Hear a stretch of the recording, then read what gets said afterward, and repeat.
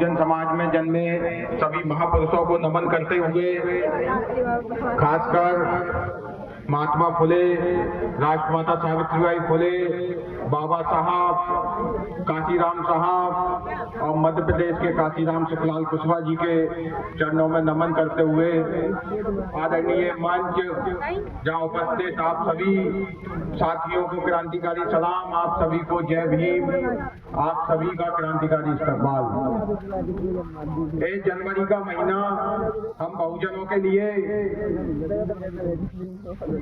और इसलिए विशेष हो जाता है क्योंकि इस महीने की शुरुआत राष्ट्रमाता सावित्रीबाई फुले की जन्म जयंती के तौर पर हम लोग करते हैं और इस महीने का अंत हम संविधान जिस दिन लागू हुआ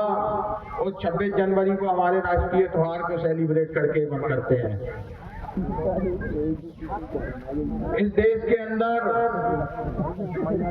आज जो कुछ भी है, बहुजनों की स्थिति जिस तरीके से बहुजनों ने संविधान के राज में, इस देश के दलित पिछड़ों ने, आदिवासियों ने संविधान के राज में जितनी तरक्की की,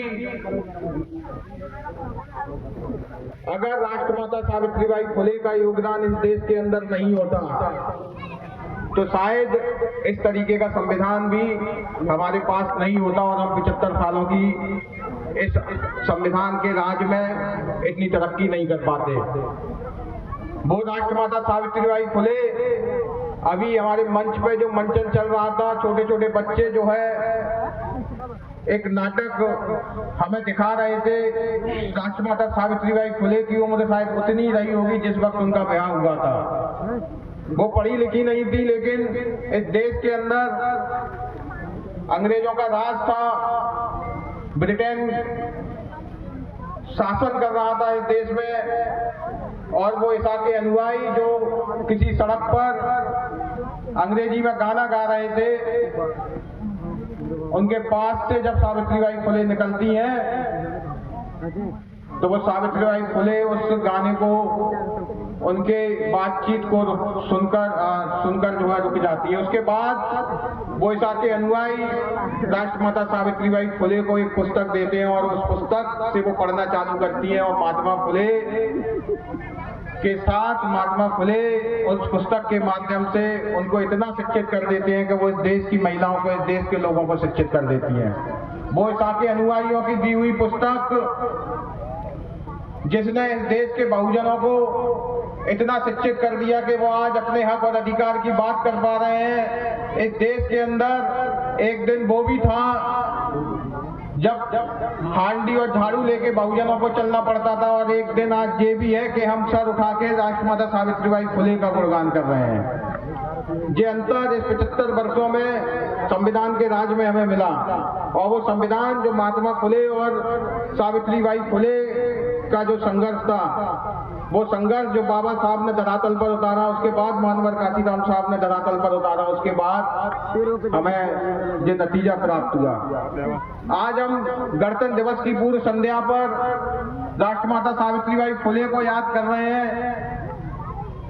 कल हम 26 जनवरी मनाएंगे, गणतंत्र दिवस मनाएंगे, संविधान को याद करेंगे। वो संविधान जो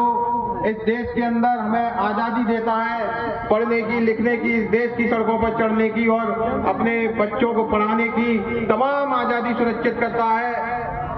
वो संविधान जो है आज 75 सालों का हो गया और इस 75 सालों में 100 साल के आरएसएस से लड़ने का भी काम कर रहा है। जो चुनौती राष्ट्रमाता सावित्रीबाई फुले के समय थी, महात्मा फुले के समय थी, आज वो चुनौती दुगनी है, क्योंकि आज जो लड़ाई है सीधे सीधे वो 100 सालों के आरएसएस और 75 सालों के संविधान के राज की लड़ाई है। वो 75 सालों के संविधान को मानने वाले लोगों के बीच की लड़ाई है। आज हमने देखा कि किस तरीके से हिंदू राष्ट्र के नाम पर इस देश को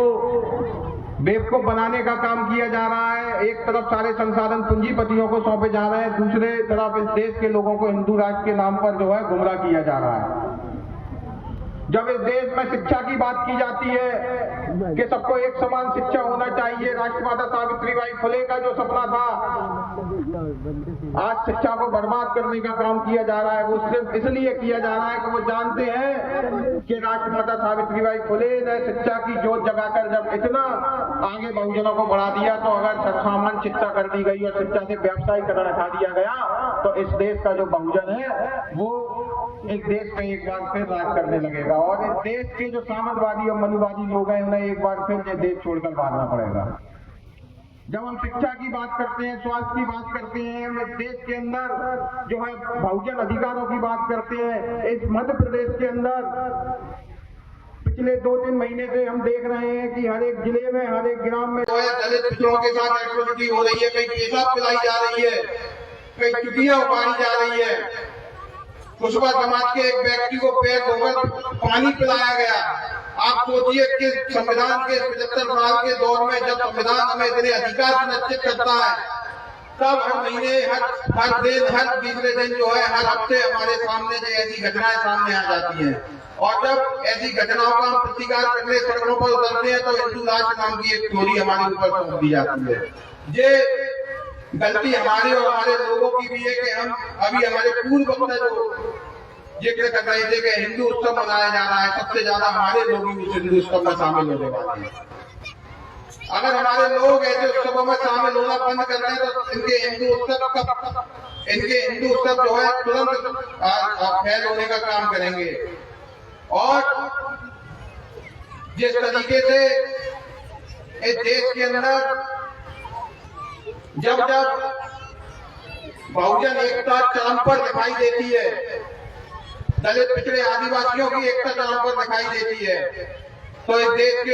देश के लोगों को और बहुजनों को तोड़ने का काम जो है निरंतर इस देश की सरकार के द्वारा किया जाता है। हमने तमाम मौकों पर देखा जब इस देश के अंदर